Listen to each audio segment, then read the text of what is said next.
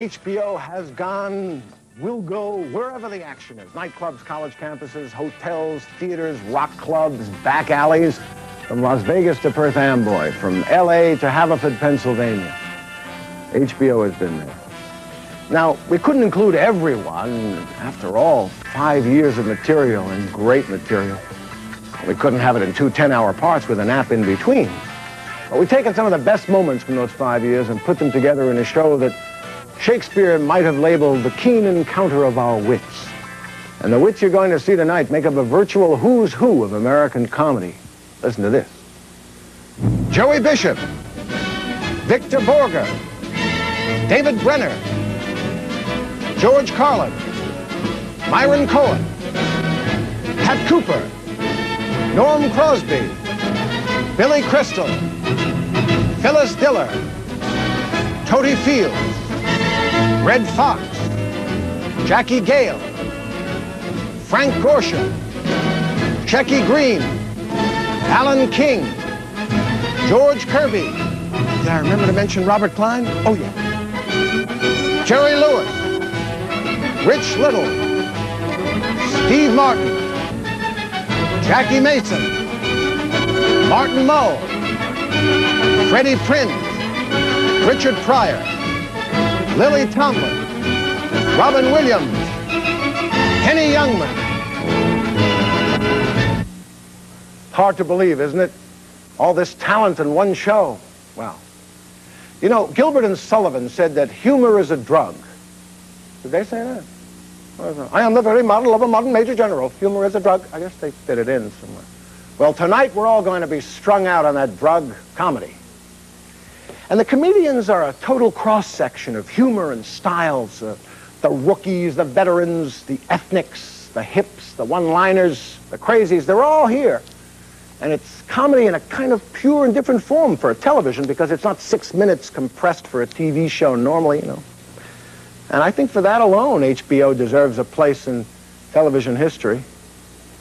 So, let's start at the beginning. Right back to December 31st, 1975. A day like old days. Except I was there at Haverford College in Pennsylvania for the very first HBO on location. You're about to see one of the first moments from that show. Ladies and gentlemen, my mother's favorite comedian. It's nice to be here in person, and you have a little time. We're going to have a little time together, even the folks at home. The talk shows are okay, you know, but I do the Tonight Show. I come in, I have to be funny in a hurry. It gets a little time.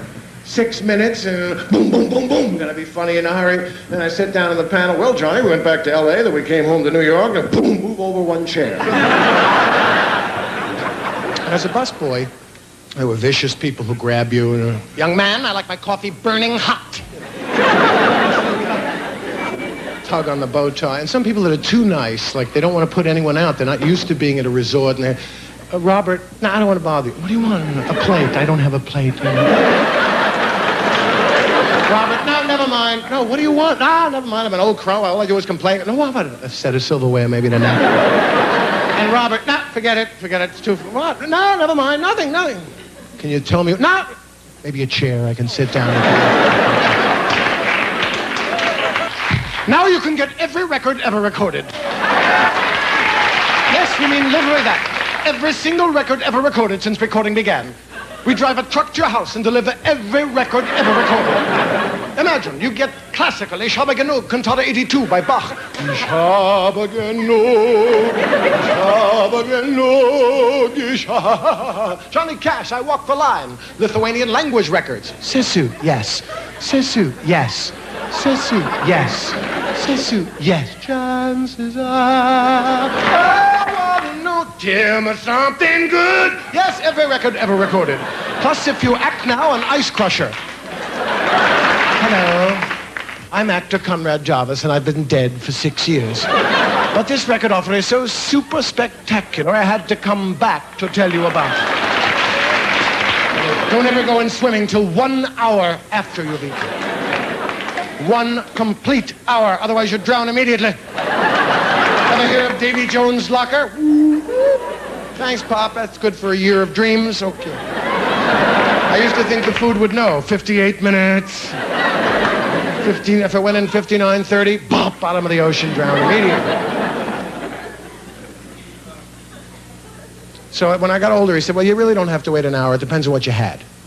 And he was the arbiter on the beach who could tell you how long you had to wait. What'd you have, peanut butter and jelly sandwich? 37 minutes. What'd you have, tuna salad, mayonnaise, lettuce, tomato? 41 minutes. What'd you have, frankfurters and beans? You can't go in swimming this year. And I never went swimming again. Of course, we joke a lot about parents and relatives, but where would a comedian be without relatives to pick on? When I was growing up in Detroit, my mother told me a lot of things that later turned out not to be true. She told me only tramps get their ears pierced. She told me the people in Washington wouldn't be there if they didn't know what they were doing. She told me enough is enough.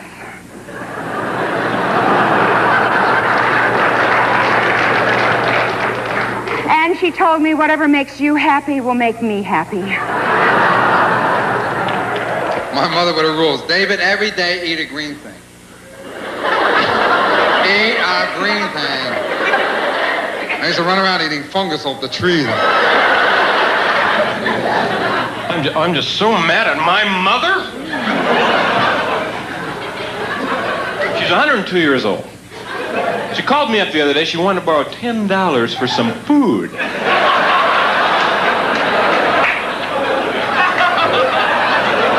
said, hey, I work for a living.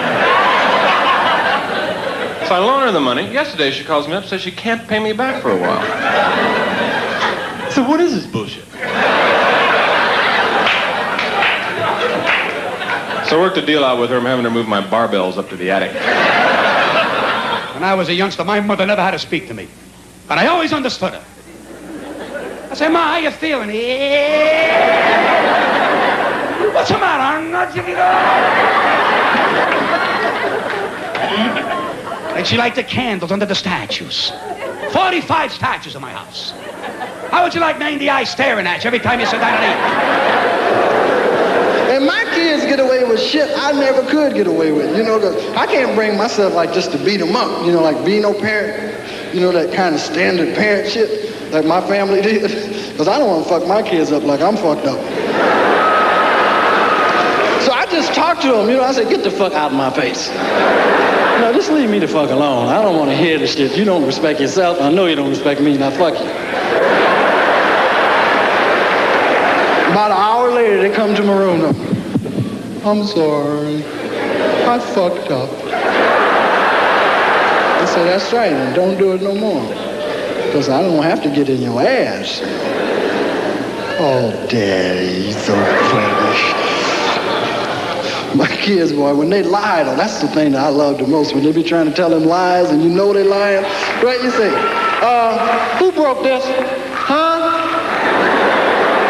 I said, who broke this? Okay. I'm gonna tell you, okay? First, okay, I'm gonna tell you. First, I wasn't in here, right?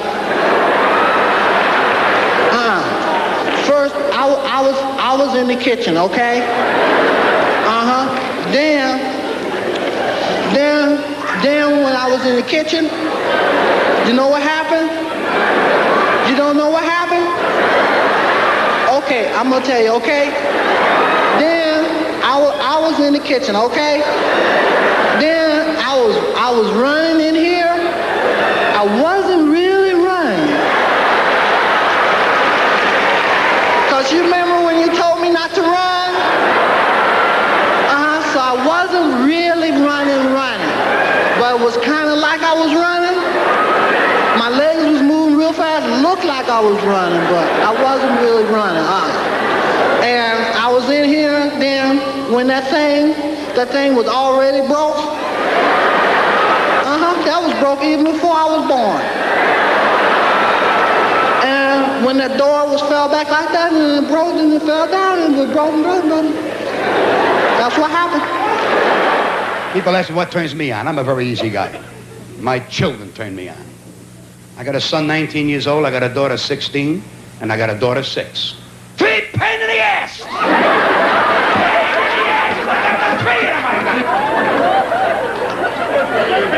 Then my son says to me, how do you like if I don't graduate unless you buy me a Stingray? I went to the fish market, I got him on this big, I shoved it right in his ass. My second daughter was born out here, and we did natural childbirth. And in California, it's called Share the Experience Birth. And we took a class, right? Now, I didn't fully understand the trauma that the baby goes through. I know, we all know what mothers go through, incredible things. But the baby, I had no idea, you know? Now, they teach mothers in this class the power of positive thinking. Whenever you feel a pain, you're told to never say that it's a pain. You're told to say that you're uncomfortable or that you're feeling discomfort. It's great how it works. We're in a labor room together all day. Every time Janice felt something, she did everything like that class told her she felt it and said, I'm so uncomfortable! Look what you did to me! Look what you did to me! I've never seen anyone more uncomfortable in my life, okay? Now, I didn't know about babies. I figured, what's the big deal for a baby? 9 months, steady gig, you know? It's great, playing the same room for 9 months, you know? No overdue library books or written driver's test to worry about. And then figured after 9 months would be, hello, embryo. Hi, this is the brain. You left a wake-up call 9 months ago. Thank you. I figured you'd check out, but not so. When it's time to go, we all went through it, man. Coming through a tiny little space. Keep pushing, Mrs. Crystal. There comes the... Here they come. Baby's coming now, Mrs. Crystal. I said, couple them up, but... calm down. Couple... Here we go. Baby's coming now, Mrs. Crystal. There he is. Give me a... Holy shit! No. Everything's fine. Just look in the mirror. It's disgusting. No, come on, Mrs. Crystal. There. Oh, that's a good-looking baby, Mrs. Crystal. Your husband Pekingese? Who's he look like? Jack Dempsey right now, Mrs. Crystal. One more push and boom, you're out. I said to my father, Jack is going to go to the best schools and I'm going to pay for it. It was the only way I could make up for what my parents did for me. So my brother went in and we talked about credentials. Mo's brother attended Syracuse University. He graduated head of his class and valedictorian. Harvard Medical School, cum laude. 3 years in the Army. Went in a first lieutenant, came out a lieutenant colonel. Pretty good. He studied 2 years at the Queen's Hospital in London. I paid for all this. I really did. Either I paid for it fully or I subsidized his family while he was going through all this training. My brother came to New York and opened up a practice. Within 2 years, he was considered to be one of the foremost internists in the city of New York. My brother was the youngest doctor ever elected to the College of Diagnosticians and Surgeons. I wouldn't let him cut my nails. He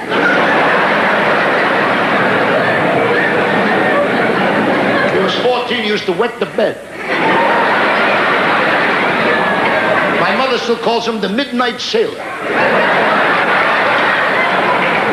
He's got 4 children and 2 grandchildren. When they get sick, he calls my mother. He don't know what the hell to do with them. 3 generations in my family, we have 9 doctors. And the only one who makes a house call is my mother. I had cousins who were talented. I had 2 cousins. I still can't stand these cousins. I had 2 cousins. Cousin Myra could sing, all right? And every year they called Cousin Myra at the, family get-together holiday. And now Cousin Myra, and she'd get up there. Now, I'll tell you what was wrong with her. She could only sing one song. She sang it from the time she was 4 until she was in her 20s. She would get up every year, we'd have Cousin Myra sing. This was her song. Here's what she would sing this. Oh, what a beautiful morning. Oh, what a beautiful day.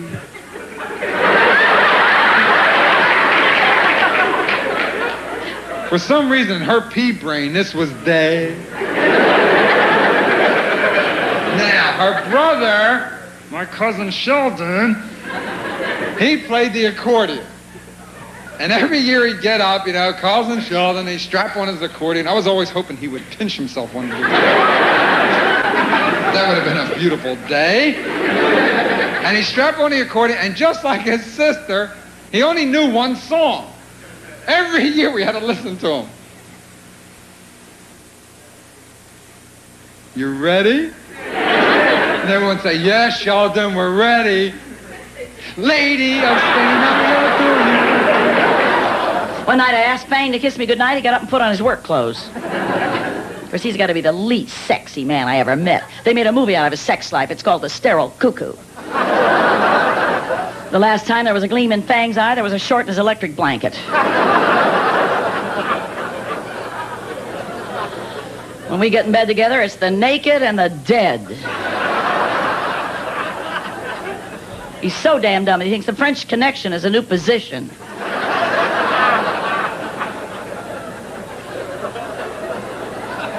On our wedding night, he brought a book to bed. I wouldn't mind if he read. He colored.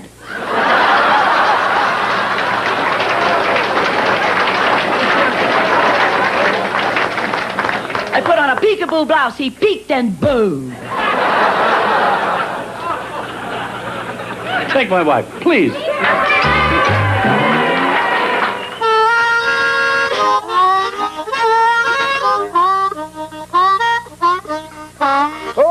Okay, there, won't you come be funny? The comedian blues. Many comedians are very musical. I, unfortunately, am not among them.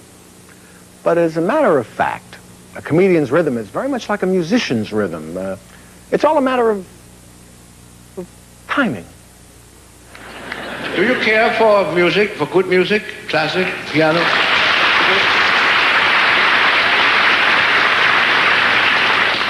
Too bad. Give me an A.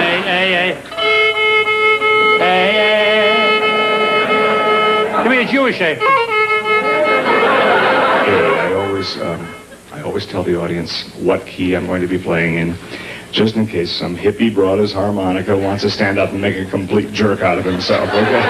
So, hope you enjoy it. Last night I took you home, and we began to you were such a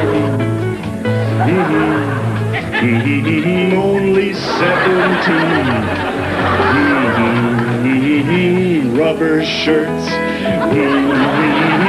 leather skirts,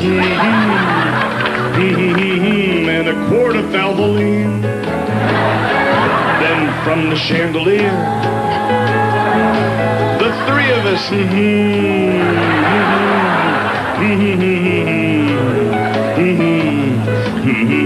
hospital for life,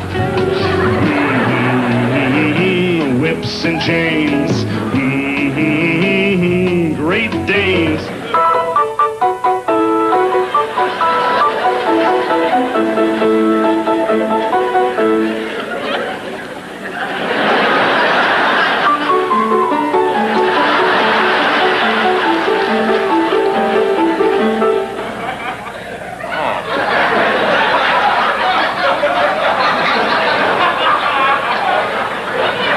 Boy, this is a hard court. Oh, sure, I can make the easy alternative, this one. I guess I'm too proud. I make this one. Actually, to make the full chord, I have to play the bass string with my nose like this. I can make the reach down here. But, you know, I see people going to college for 14 years, studying to be doctors and lawyers. I see people getting up at 7:30 every morning, going to work at the drugstore to sell flare pins. But the most amazing thing to me is I get paid for doing this.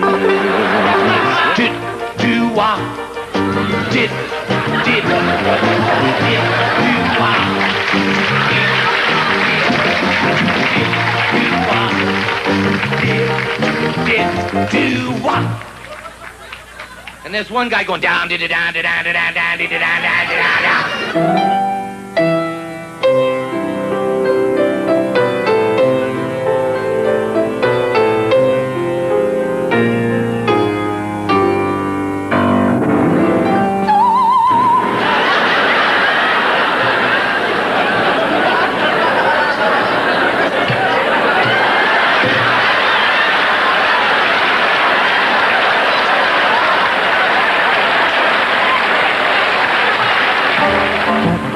I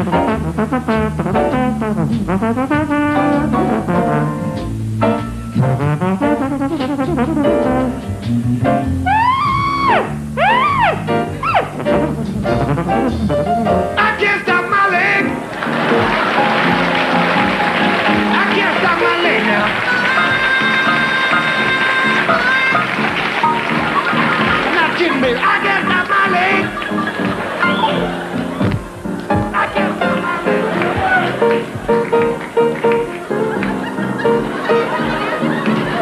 Can you stop my leg?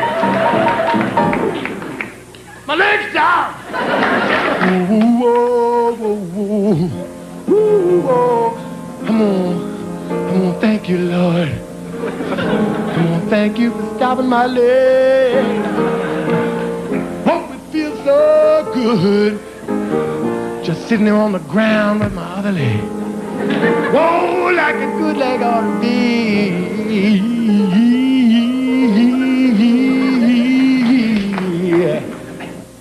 There it goes again.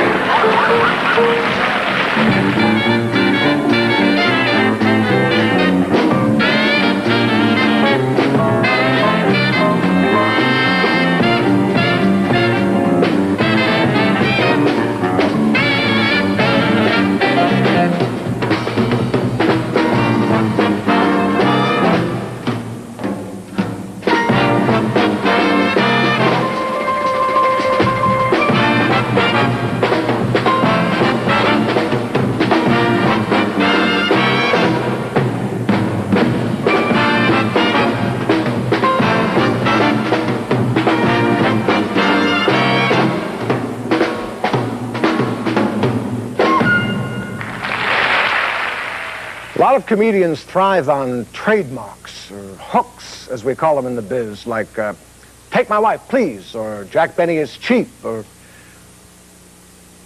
But some of the newer comedians have different approaches entirely.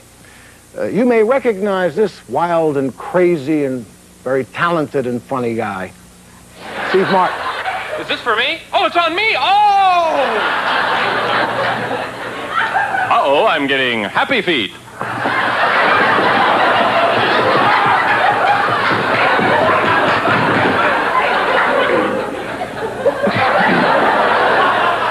I'm sorry, every once in a while that happens. I have no control over it when it does.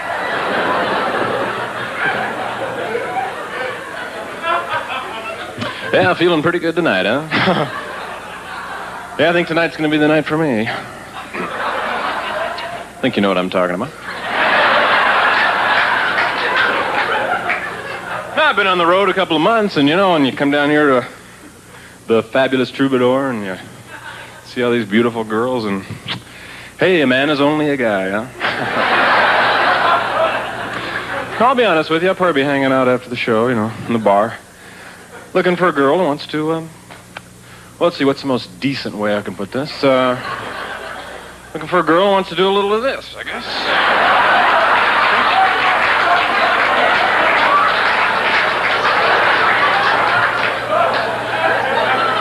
And who knows, I may even get into some of this. Boy, oh boy, wouldn't it be wild if she was into this? I dig that. You know, a lot of people come to me, they say, Steve, you're a rambling guy. You must meet a lot of girls on the road. And that's not true. It's kind of a myth about entertainers because we travel around from, you know, town one night at a time. And I'm not into that one night thing, you know. I think a person should get to know someone and even be in love with them before you use and degrade them. I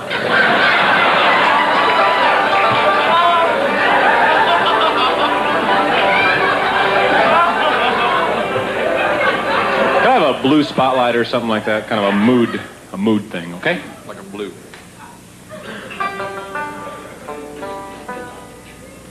Red, blue or red.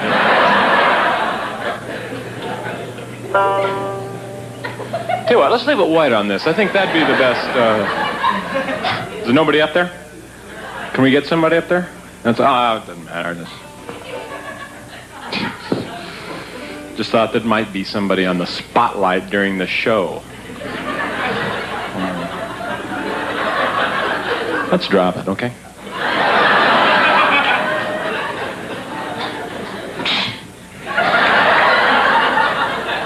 I'm sorry. This is the thing that, I come out here, I'm trying to do my act, and I'm going into a groove, I'm moving, I'm winging it out here. And I get into a thing, and I think this will be right, and then this, the auxiliary help can't seem to come up with, I don't know, I'm sorry. It's just that, it hurts you know what I mean? Because I come out, I'm trying to do a good show, you pay the money to get in, and you can't see one.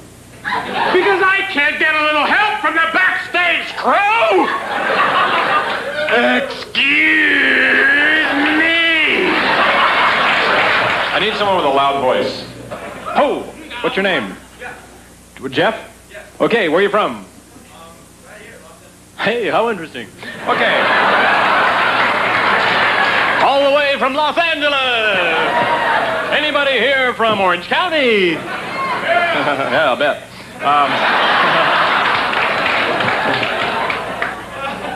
Jeff, what's your sign?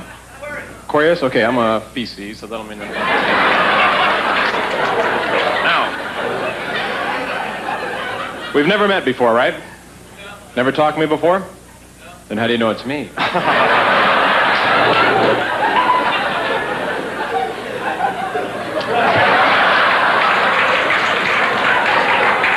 All right, I am removing from the pack the King of Hearts. Placing it backwards in the deck, just like this. And I want everyone in the room to concentrate on the King of Hearts and really get into this, really concentrate on it, okay? Because, give a little bit, you know what I mean? Because, hey, I have given. Now you can give a little bit! So just think of the King of Hearts, and Jeff, when you feel the vibes are just right, you know what I mean by vibes? I want you to say out loud, King of Hearts, come down and dance. All right, got it? King of Hearts, come down and dance. Now really concentrate. Here we go. There's no gimmicks or anything like that. Here we go. King of Hearts, come down and dance.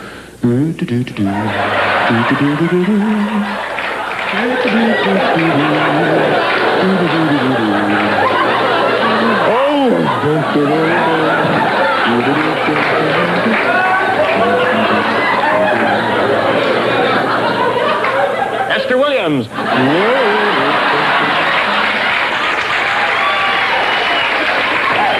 I realize a lot of you people are sitting out there saying to yourselves, Steve, how can you be so fucking funny? Well,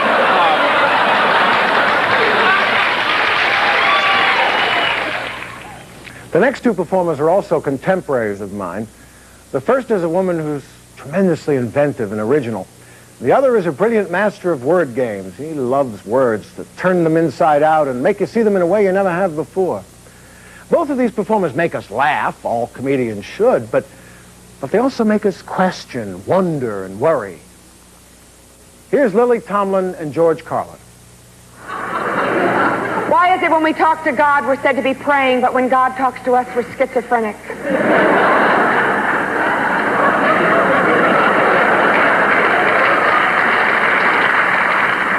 A child was asked to describe the feeling of joy. She said it's mild and gentle on your hand.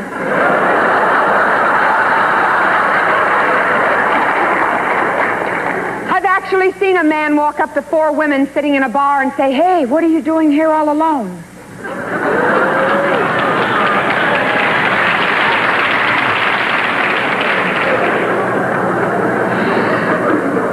I worry that drugs have forced us to be more creative than we really are. I worry that the person who thought up Muzak may be thinking up something else.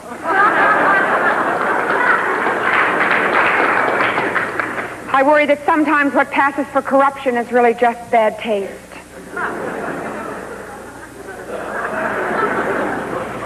I worry they'll take my Bank AmeriCard, stick it in the machine, and the message will come back, kill her at once. My job is thinking up goofy shit. That's my job. Thinking up goofy shit. My job is to think up stuff and come around and remind you of it. Because you already knew it. You just forgot to laugh at it, that's all. My job to remind you. I wonder about things like, I wonder if on a rainy night, the Sandman sends the Mudman. You'd think it would be his job. I wonder why we don't have any large craft warnings. Apparently we don't care about the big boats, huh? I wonder why Marineland doesn't have a display of fish sticks. I mean, it's a seafood. I'd like to see it. In fact, I'd like to see Mrs. Paul herself come swimming by. Hi, boys. I wonder if a centipede wants to kick another centipede in the shins. Does he kick one leg at a time, or does he stand on 50 and kick with 50? I wonder why there are no waiters in waiting rooms. They're all in the restaurant. I wonder why women wear evening gowns to nightclubs. Why don't they wear nightgowns? The airline has given us a lot of strange words and expressions and ways to look at language that they force us into. Do we have words like, from the airline, like deplane? I've never deboated, I've never debussed. By God, I have deplaned. We'll be deplaning through the forward door. I'm already on deplane. That's what they tell you. Get on the plane, get on the plane. Fuck you, I'm getting in the plane.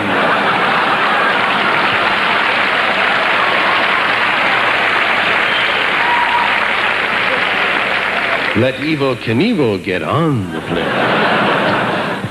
I'll be inside with you folks in uniform. You seem to know where to sit. Airlines got a load of things. They tell you to go to your gate. Go to your gate. There's no gates. Have you ever seen a gate at the airport? There ain't no fucking gates. Where the hell are the gates? They have a lot of doorways. They have a lot of pathways. They have a lot of carpeting. They have a lot of seats. They got rostrums and podiums. They got railings. They got velvet ropes. There ain't a goddamn gate at the airport. Shit, I've missed 3 planes looking for my gate. Gate 49. Goddamn, there must be a bunch of them around here somewhere. Where are they? And airlines also have another thing called a non-stop flight.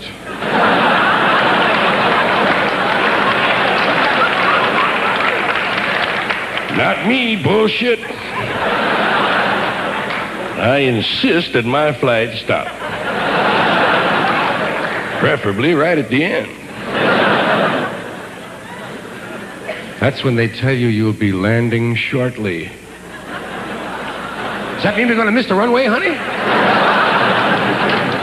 No, it just means we're on our final approach.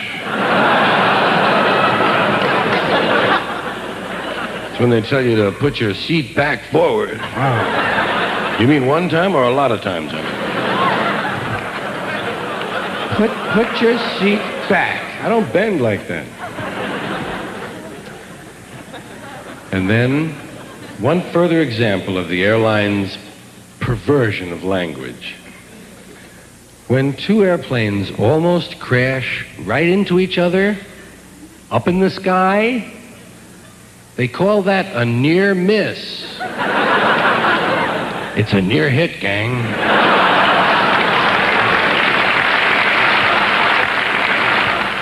You know, a good comedian can use the simplest prop to his or her greatest advantage. It can be simple, a handkerchief, a microphone, a balloon. How's this classy beauty? Funny sound is nice. Or even a drinking straw. It's my high school lunchroom. Remember this? I so wanted it to shoot up to the heavens and get stuck on the ceiling. Sometimes a good comedian has to help fate with the prop. You know? Do I look stupid? Have I degraded myself to wear a stupid prop?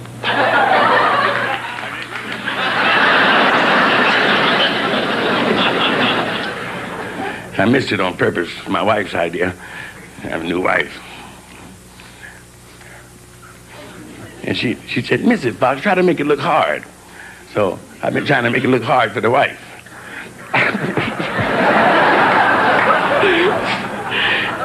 Have you ever tried that, fellas? No, please. Please, I don't need that. I had that in the Marine Corps.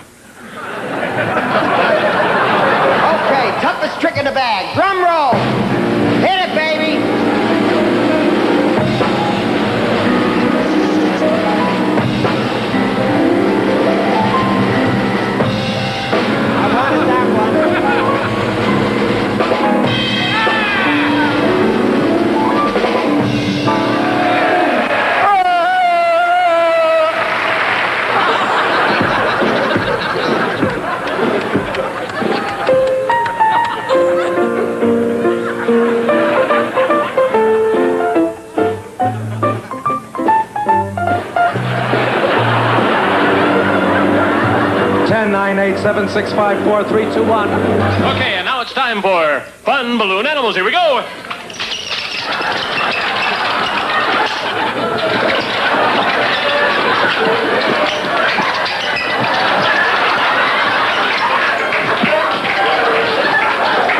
Puppy dog.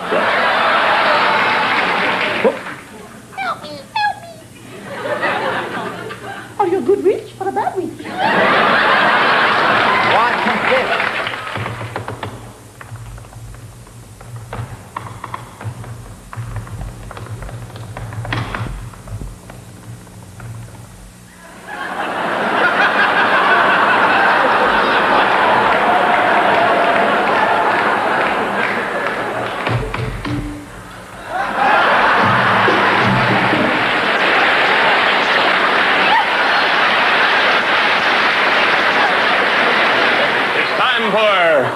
The napkin trick.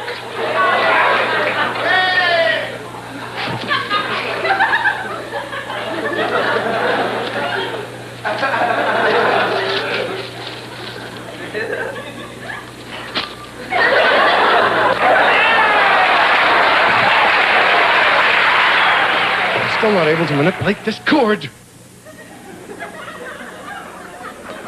Not having attended singer's microphone school, where they learn how to work this. Somewhere there's music, up,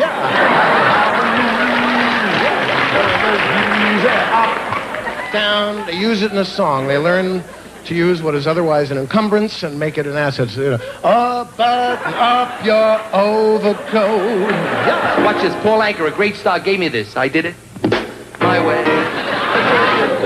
Whoops. Elvis Presley, is that a giant? Gave me this himself at the Aladdin. I missed last week and did Donny Osmond. Thank you. I'd like to thank the Academy. Can you see me behind this? You know when I forgot.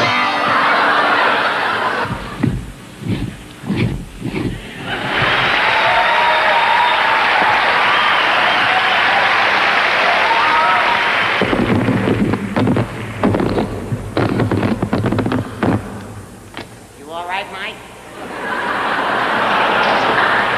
God, they went to such expense for this and sound system. Man, makes really good. One of the people, kidding. I laugh about it, but you know, comic, and I'm York now. That when you move, suppose that you think that they don't know how to do a TV show because they all have the best women, but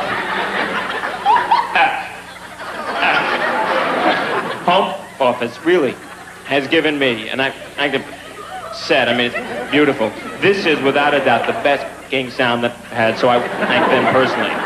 So,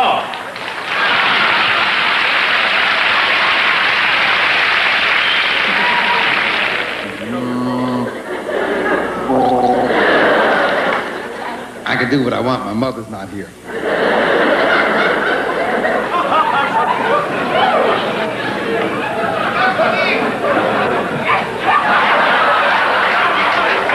Want to see science?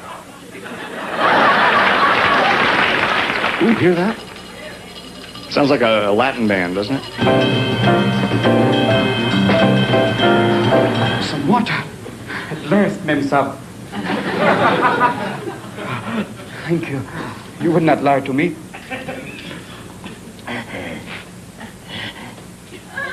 It's not water, it's... Just kidding. Don't crack your ice. That's my mother's rule. Don't crack the ice. Crack the ice, your nose will grow. Don't always crack the ice.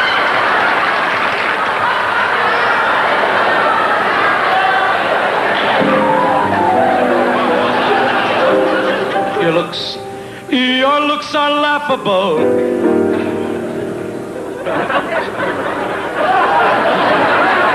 Unphotographable. Yet you're my favorite work of art. I will tell you that,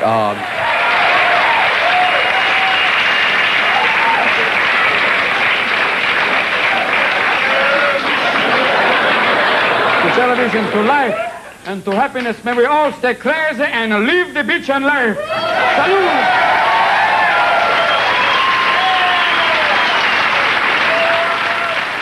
Our next comedian burst upon the scene a few years ago, almost as if he'd landed from another planet. But back in 1978, On Location captured the real-life, down-to-earth Robin Williams, before Mork from Ork became a household pet. I think we need something very special right now. A little Baptist ballet performed for you by some friends here at the Temple of Comedy. It's a brief interpretive ballet entitled Death of a Sperm. I hope you enjoy it. Don't go away. Death of a Sperm, performed by little Billy Gisher. Let me bring him out here. Billy, come out here, son. It's time. No, but I don't. You perform, boy. Your ass is dead meat.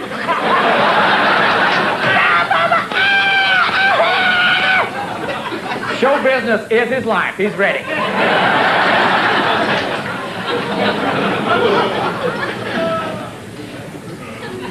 Thank you. Death of a Sperm ballet.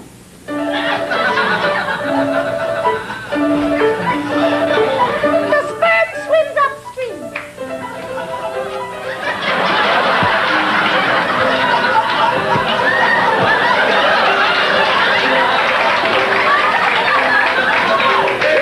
It meets the diaphragm. The ovum sits on the other side. The sperm tries.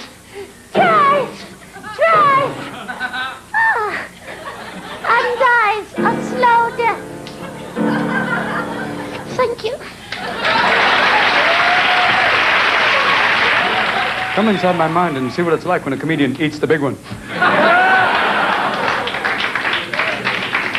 Don't be afraid. Come on in.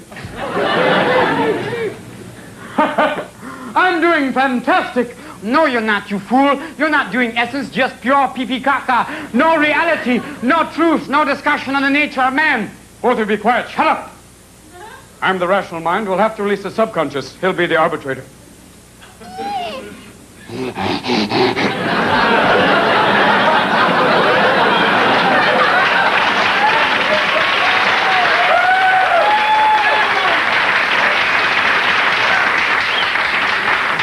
Not tonight. Forward to intellect. Saving warning sequence 2. Save your ass at any cost. Phase in sequence 2. Dynamite opening response B. Phase in AMRAC opening sequence B. AMRAC phase in now. Hey, nice to be here. Easy audience. Move on to dynamite second routine 1B. Phase in now. AMRAC phase in routine. Verbal response 1B. AMRAC sequence A. How about that Oaxacan, eh? Mayday! Mayday! Mayday! All systems overload. Anything goes. Phase in sequence 2. Vegas pity response 1B. Send in the clown. Not buying the bullshit. Career really over now. Anything goes. Playback all set. Career flashing before you. Laughing. No big deal. Move on. Laminate phase in now. Playback memory tape. Look for anything viable. Miss Williams, I dropped the baby. I don't know why. Daddy! Roy, let's move. He'll never find us. Dad, I want to be an actor. What's this? To be or... Oh, shit. All systems overload. Ego check. Everything failing. Lips. All system overload. Ego check 9. Phase in now. Help me! Help! Some people saw the movie. Good. We're on the right track. Move on. AMRAC phase in now. Release subconscious. Mayday. Mayday. Well, fuck you. What do you want from me anyway? I wish to begin by doing one quick suppression for you now. I must first take your picture for people at home. Thank you. We are ready now. My first suppression is Karl Marx. Thank you. Imperialism is the worst thing I've ever heard.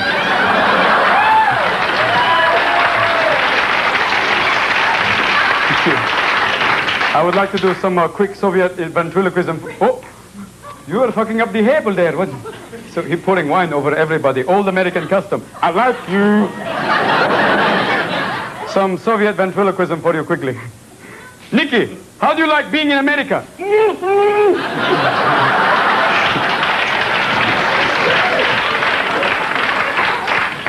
I must go quickly because my green card has expired, but stay on. He's going, yo, over here. Oh, excuse me. I've only seen one movie, what it was. Thank you. I'd like to do quick suppression. This is an interview with Nadia Comaneci. And once again, for those of you on drugs, Nadia, how does it feel to be the finest female gymnast ever to compete in the 1976 Olympics? Разбогави. Not yet, wait. Разбогала Шовине, 1976 Olympics, Сколоба Шовине, Моква Бигала Шовине, Розовиде. Стоял.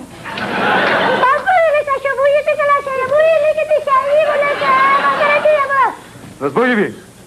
She said she enjoyed it very much, but she did not go through puberty. Wait, don't give up. It gets much better. Nadia, do you think you'll compete in the 1980 Olympics? Кога може да ни голосови про ни голосови, голосови на 1980 Olympics, голосови не голосови. Стоял. Пасекла ти се абуире. Ти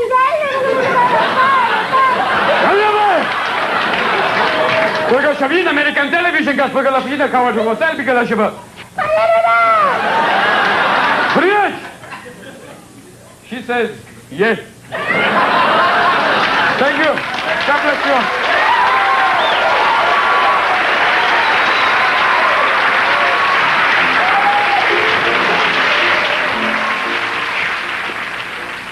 Now we come to sex.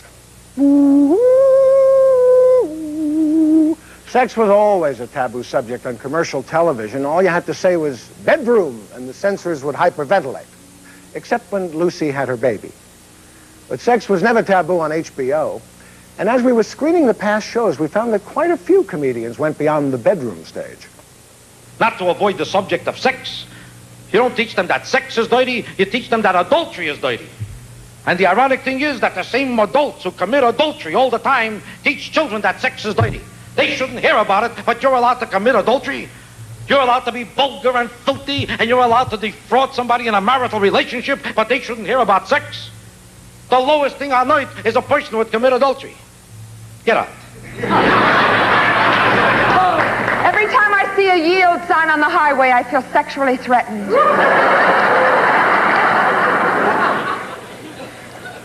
A 74-year-old widower goes to Florida for a vacation. At the hotel, he meets an adorable little widow, 70.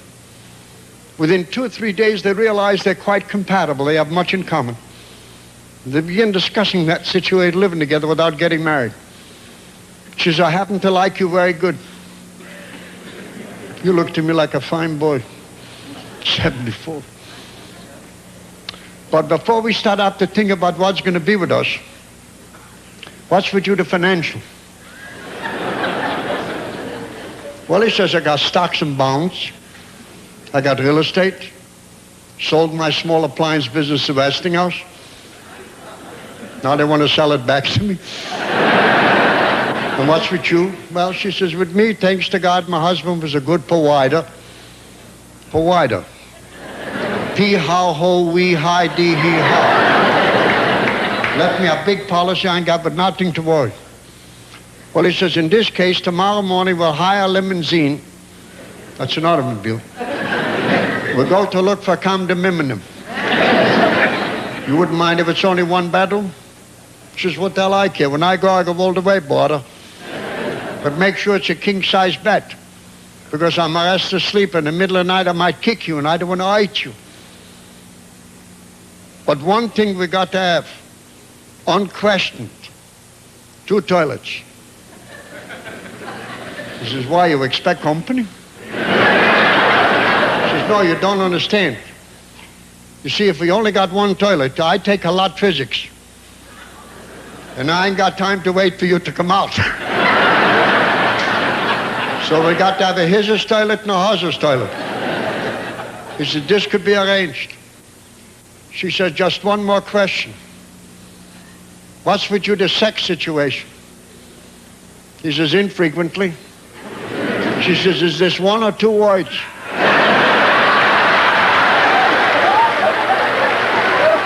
I don't have any sex appeal. Near's Fruit of the Loom shorts with the fruit still in it. Well, let's be honest about it. If you need a shirt, you have a right to buy it. But if you need sex, you can't. What's more important, a shirt or sex?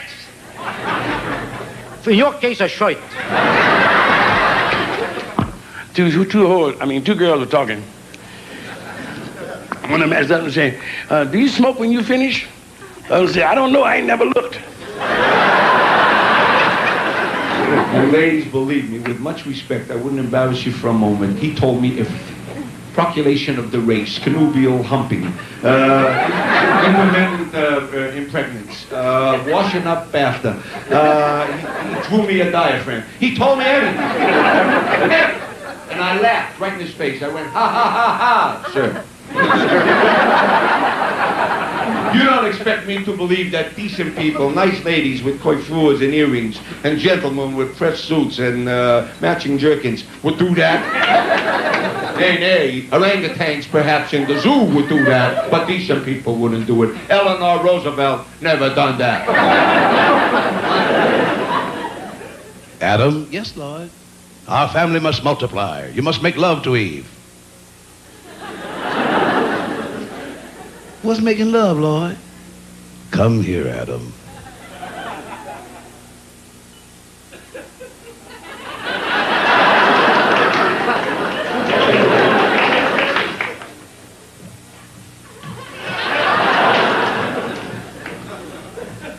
Lord? Yes, Adam? What's a headache? Are you aware that we are living in the midst of the world's greatest sexual revolution? And what do you want to bet? I end up on the losing side.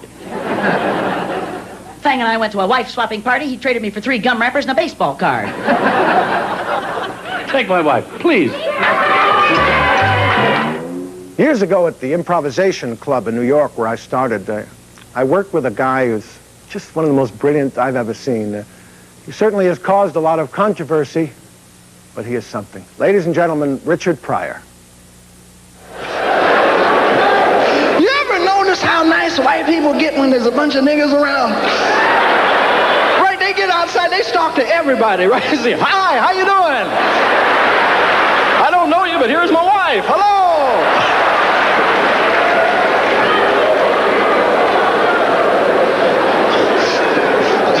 And niggas gorilla they way in the place, man. We saw about 8 dead white people when we was coming in, still had tickets in their hands.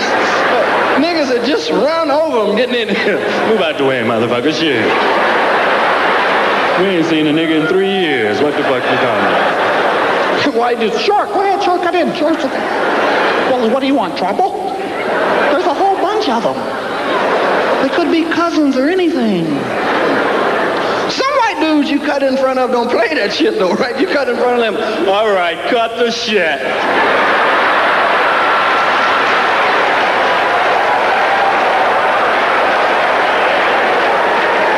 Just cut the fucking crap. Hold up. I love when white dudes get mad and cuss, right? Because y'all some funny motherfuckers when you cuss. Right? They be saying shit like, yeah, come on, peckerhead.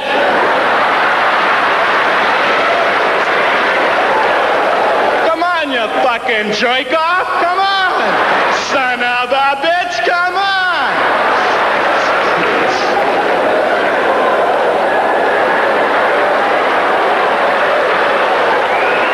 Yeah, you fucking ain't right, buddy. Niggas be talking about, buddy, this. My father taught me about, like, the great outdoors. You know, he loved, like, the woods and shit, and nature. Something, because I still dig it today. You know, I used to love to go, like my father take me fishing and hunting. I like to go hunting with him, but I hated being the dog. No, because my father didn't have no patience. You know what I mean? He just lose his temper. God damn it, chase the rabbit this way. Well, what the fuck you chasing the rabbit back that way? Get your ass in the car, shit. We ain't gonna never eat. So get your ass in the car. You don't have to chase no goddamn rabbit. But it was something about nature, man, and he taught me about to be in the woods, just the sounds you would hear would be so different. You ever notice how quiet you get when you go in the woods? It's almost like you know the gods are there, right? You be quiet, leaves be crinkling on your feet. Something about nature, right? Just makes you want to Shit.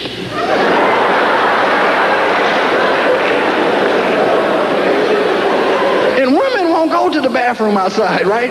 Ladies, you won't, will you? Women say, you want to go to the bathroom out here, baby? No, too much look. No. Too many things crawling around. Could crawl up there. No.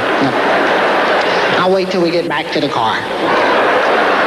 I said, bitch, you ain't gonna piss in the car?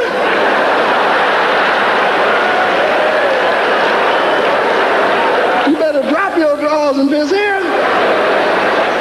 Because men can just whoop that shit out anywhere, right? You know, all on a tree and shit. So you ever write your name in the snow? You mean...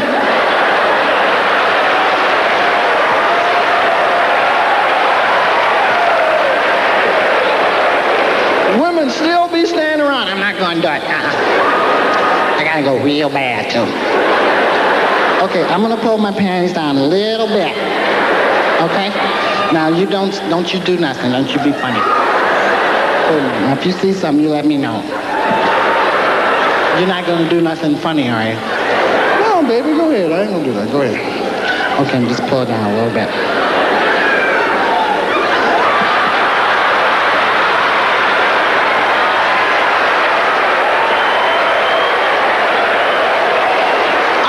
Wait till they get into it, right? And you go, somebody's coming! And women can cut their piss off like that. Whap! And not another drop come out. Men, have you ever tried to stop your piss? You get 8 hernias. Y'all give me, piss be running down your leg.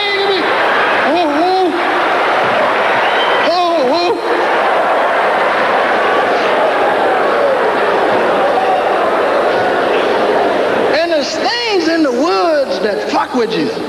You know what I mean? Like snakes. Snakes make you run into trees. They do, right? Snake! Pop!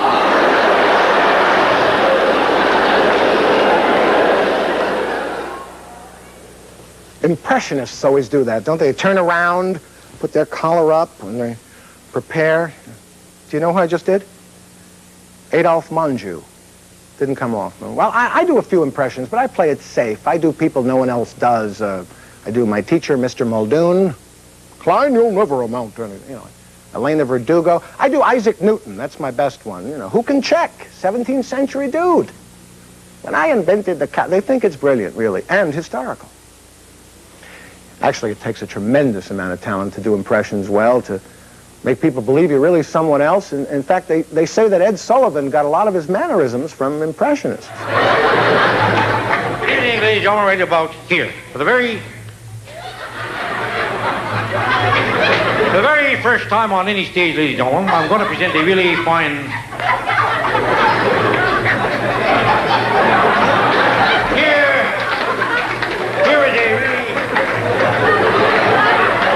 Here is a really fine actor. You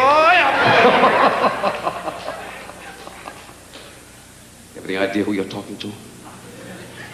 You're talking to Elmer Gantry. I can heal the whole world. I see trees of green, red roses too. I watch them bloom for me and for you. And I say to myself, what a wonderful world. Cassius, come over. Let me ask you this. Do you plan to turn professional? Yes, I do, Mr. Cosell. See, no one's ever seen nothing like me. I float like a butterfly, sting like a bee. I'm so fast, I'm so pretty. I'm so fast I can play ping pong by myself. And someday I'm predicting I'm going to gain 30 pounds and I'm going to become the heavyweight champion of the world. Sonny Liston's not coming out incredibly here in Miami Beach. Young Cassius Clay, just as he predicted to this reporter 4 short years ago, has become the new heavyweight champion of the world. I am the greatest. I am the greatest. Let me tell you about this house that I live in. I could really shape things up around here if it wasn't for that old hag, Nurse Ratchet.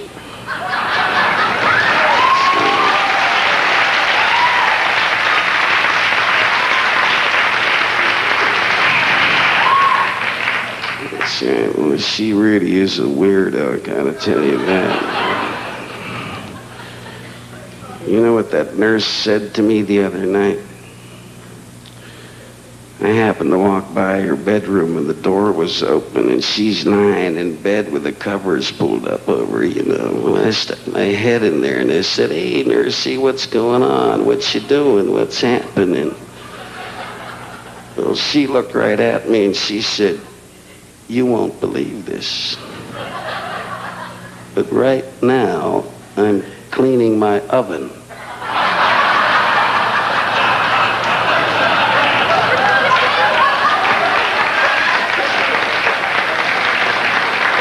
Old Pearl is tired today. You know, I said, honey, you're going to find a way. Pearl, darling, I've talked to myself. You want to have a ball? You know what, dear? I'm going to get me some Geritol.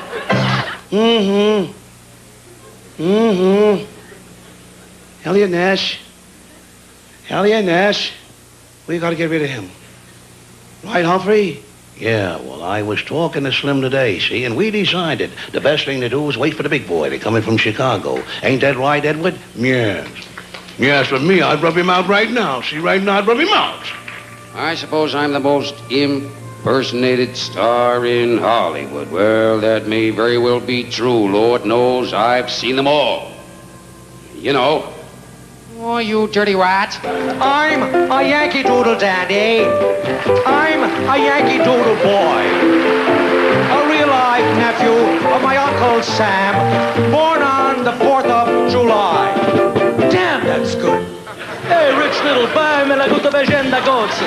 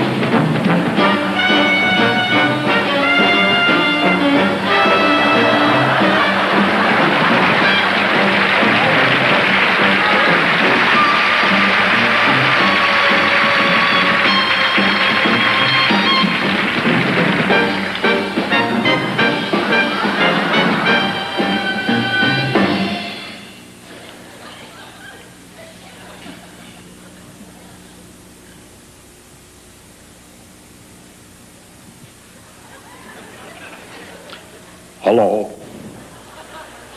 Do you know me? I ran for the governorship of California, lost, and then somehow ended up becoming president of the United States.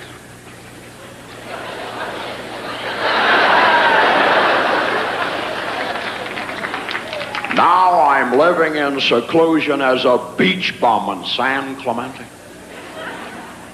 Most people remember P.B. Rebozo, not me. That's why I always carry the American Express card.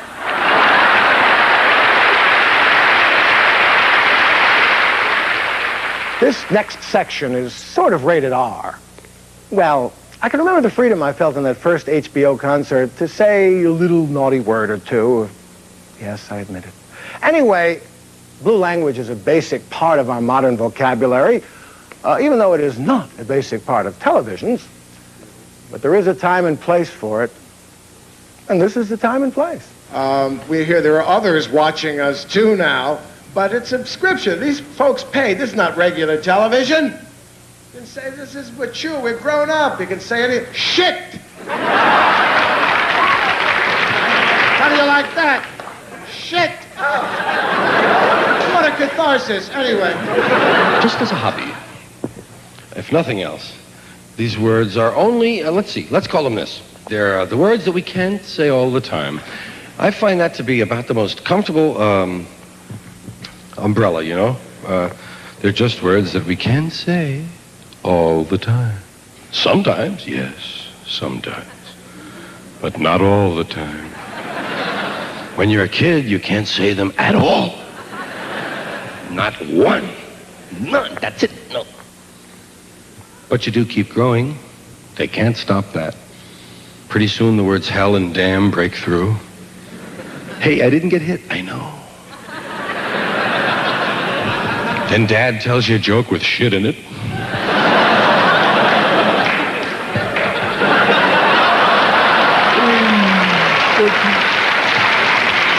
Don't tell your mom I said that. Why not?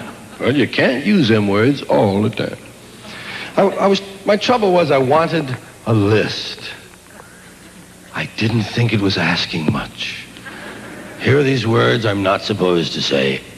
Let's have a look at them. I'll be glad to avoid them if I could just see them and know what they are. You gotta say them to find out what they are, man. Shit! Oh, fuck! All right, hey, enough, man. A list, please, Ma. Sure, that's all you need when you're 6 years old now. Here's the list of words your dad and I don't ever want to hear you say. Oh, thanks, Ma. Hey, that'll save me an ass kicking, you know?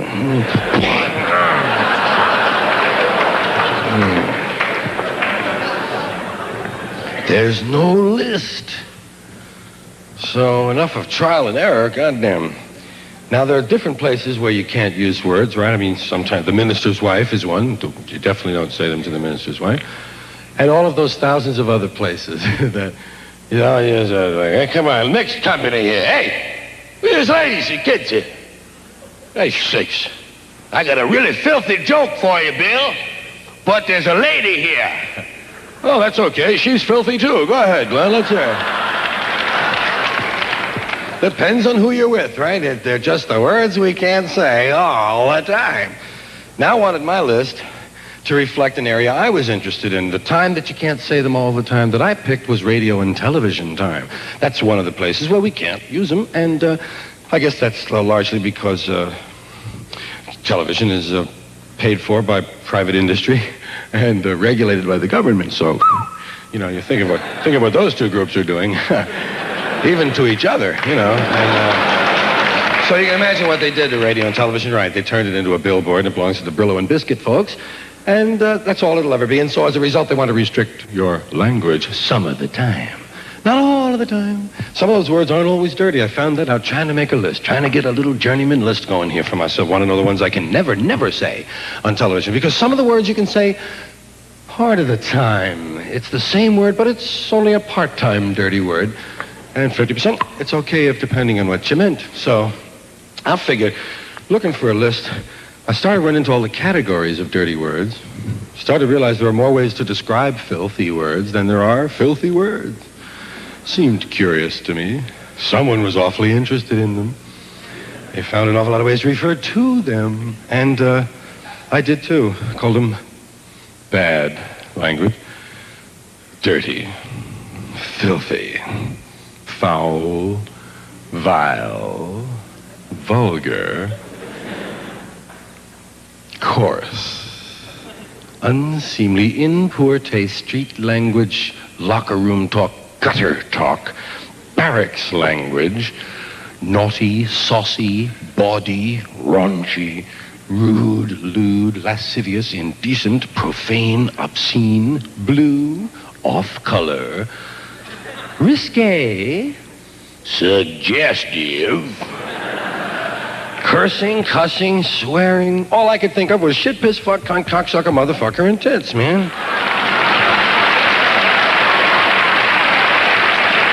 Everyone here said shit. If you've never said shit before, meet me after the show and let me slam your hand in my car door.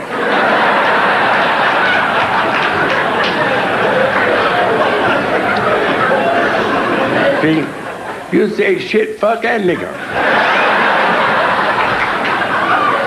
The shit, nigga, what the fuck you doing? See, these are normal reactions. Everyone grown You know, I say fucking shit only for one reason. People do.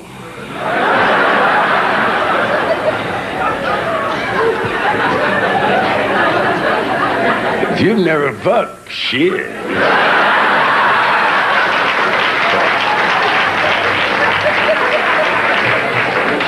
If you've never shit, fuck. You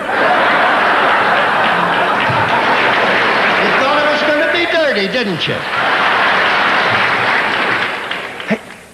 Let me tell you a joke. These three guys in a rowboat, and you've told jokes. You've heard millions of jokes. Some people tell them badly. They give the punchline first, you know. And the rowboat blew up. And the day before, these three guys went into a rowboat. Want to hear some great jokes told by great joke tellers? Here are some beauties you can tell the guys down at the office or the farm, depending on where you work. You want to hear? I don't know if I should tell you this. All right, if I tell you this, what I'm going to tell you is the best practical joke you heard in your life. Not because I created it. It just happened to be the best. Now, but you got to promise me if I tell it to you, you won't try it. Because I'll tell you, I got arrested for doing it. All right, now you got to promise that you're not going to try it. If you do it, I'd love to go with you. If you do it, I'd love to go. All right, now no messing around. All right, this is the best. All right, no messing around. All right, okay, now. Here's what you do. All right. When I was a kid, I did this from the time I was 9 till I was 12 and a half when I got caught. Right. I would go into a bank, 9 years old, right? I go into a bank. Now, did you ever notice the withdrawal slip? If you turn the withdrawal slip over, it has, for bank use only, do not write on this side. Now, the reason for that is when you withdraw money from your account, the teller looks how much you're withdrawing, what your account number is, fine, turns it over to the bank side, she stamps it, and files it away. That's why you're not supposed to write on it. Okay. I'd go to the bank, 9 years old. I'd take a withdrawal slip. And in thick black pencil, I'd write, don't talk.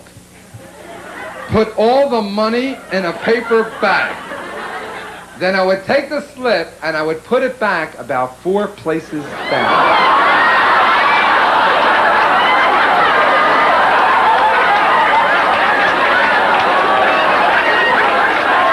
Did I tell you it was good?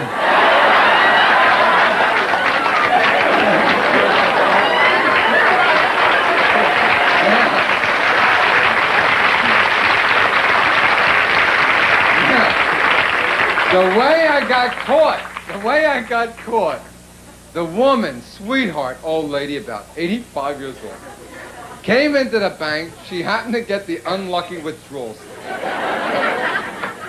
She took it, she filled it out for whatever her withdrawal, $20. She went up to the teller. She handed it in. The teller took it, turned it over.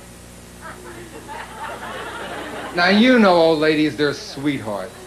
They love to smile and nod. So the old lady went.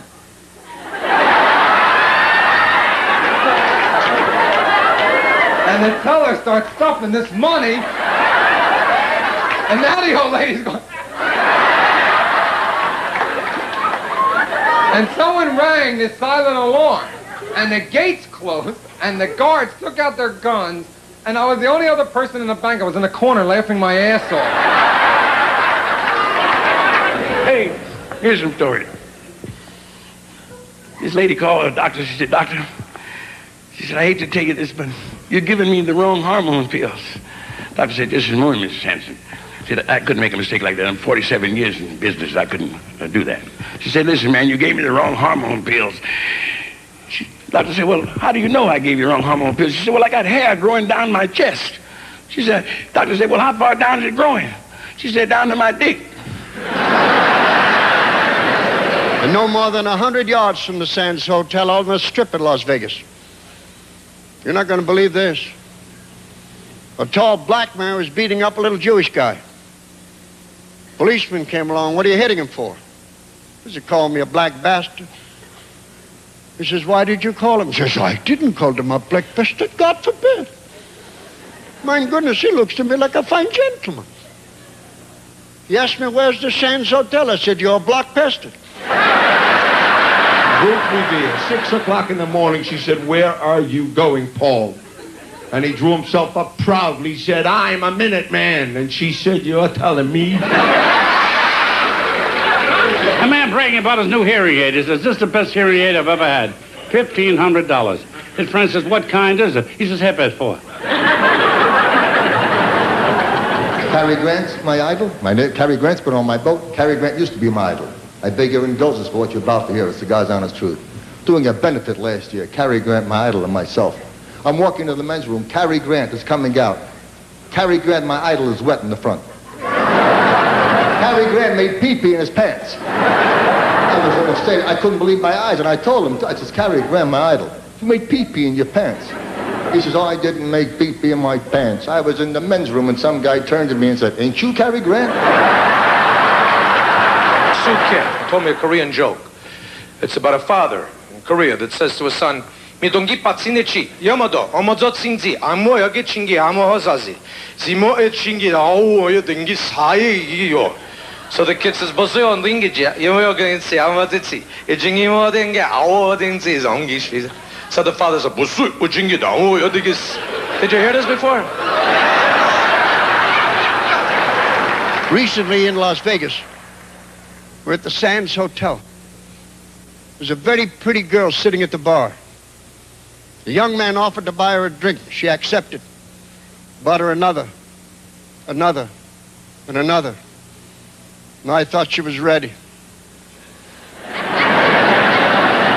So he began his approach.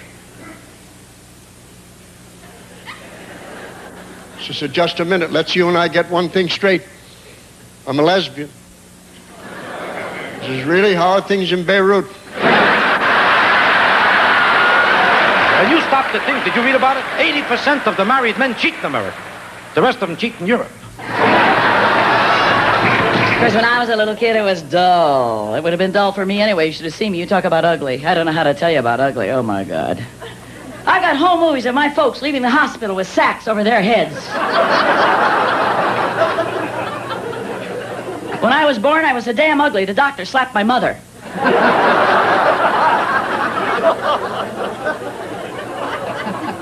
My father asked the doctor, is it a boy or a girl? He said, no.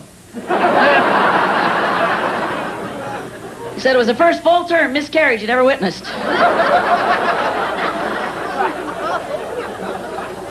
I was 30 years old. My mother was still trying to get an abortion.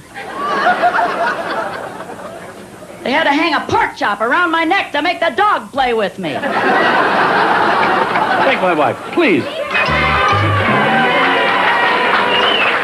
And finally, On Location has captured the brilliance and energy of two wonderful comedians who are no longer with us. Ladies and gentlemen, a special tribute, Freddie Prinze and Miss Totie Fields. Thank you. You got it. All the sexual things, like there's a place you gotta go. If you're ever in Reno, Nevada, go to the Mustang Ranch. This very misleading article says, Mustang Ranch, bring your friends. A lot of people go there with their kids. They ride horses. It's a cat house, you know. And they go, oh my God, the kids, hide them, you know. And it's so great because you walk in, and the madam goes to the girls, company's here. The girls come out and they say their names, and they always phony names. They go, hi, I'm Misty, I'm Rainy, I'm Windy, I'm Stormy. It's like a weather report, you know. You have some cowboy going, give me a tornado over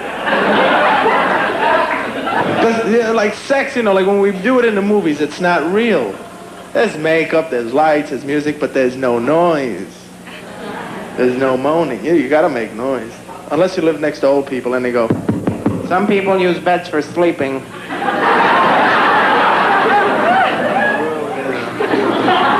But you gotta scream and, you know, make all those promises. Oh my God, that's so good. Don't move, just stop right there. That's it, just stop, don't move. And guys love it when girls scream in bed.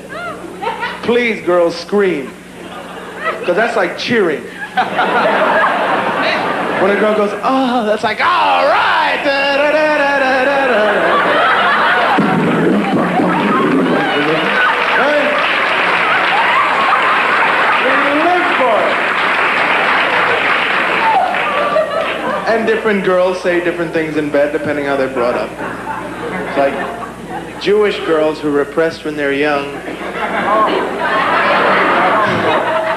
They read a lot about sex, and they sound it years later. They say things like, oh, that felt so good, she said with an ecstatic grin as she flailed her arms wildly.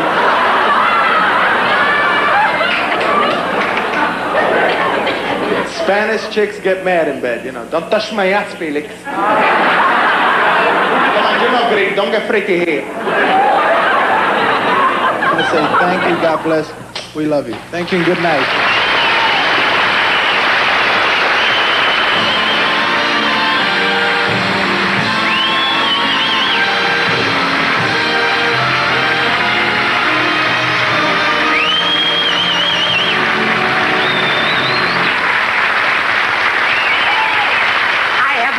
Anything yet. Now, this is television. This is daytime television. How many of you watch General Hospital? Yeah, right. All right. Will you do me a favor, sweetheart? Tell them what Jessie looks like. The head nurse of General Hospital. A beat-up old broad? Then how come the whole hospital wants to bang Jessie? Could you tell me that? She bends over for a bedpan. Jessie, bang! I was going to give up show business and go into bedpans. Do you remember when her husband, Phil, was believed killed in the airplane crash? Right? Do you know they told Jessie, went to a commercial, came back, Jessie had remarried. My God, she took that hard, didn't she? Only Phil came back, paralyzed from the neck down. Jessie had already married Peter. The hell do you do in a case like that? The stiff comes home. She already had a live Peter in the house. Jessie had to straighten everything out.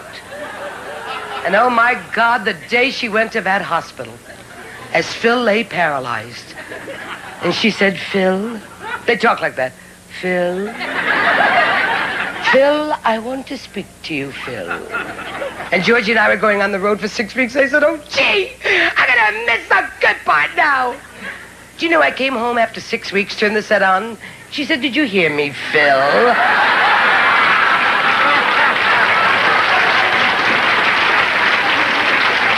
Phil, I'm going to ask you a question, Phil. Our lives depend on it, Phil. If the answer is yes, blink twice. Do you hear me, Phil? Blink twice. Did you knock up Diane, Phil? And he went, how many times did he knock up Diane? Twice he knocked up Diane.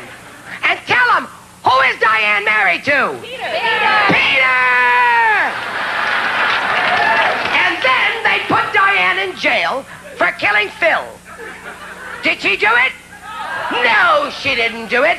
Augusta did it. And tell him who knocked up Augusta? Peter! Peter!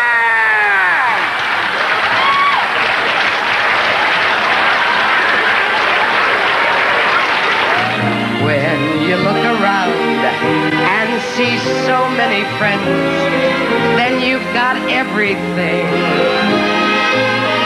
When the show is over and the laughter ends, who wants to cry? I'll take any stage that Tony feels can land on. Brother, just as long as I've a leg to stand on, I've got everything. Everything. Till the day I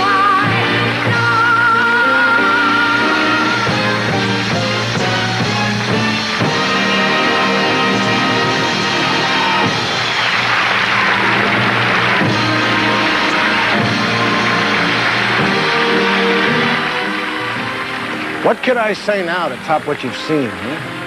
Fantastic. Sort of an historic journey for American stand-up comedy. And HBO will continue that journey in the years to come. Take Robert Klein, please. Who is this man?